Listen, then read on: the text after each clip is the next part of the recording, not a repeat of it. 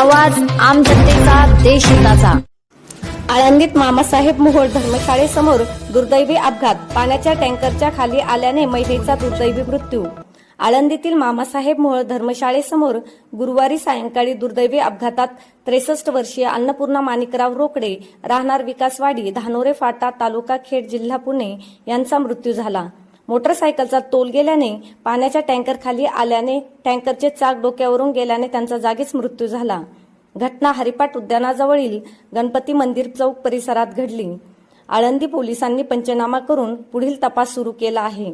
पुढील तपास आळंदी पोलीस करीत असल्याची माहिती वरिष्ठ पोलीस निरीक्षक भीमा नरके यांनी दिली।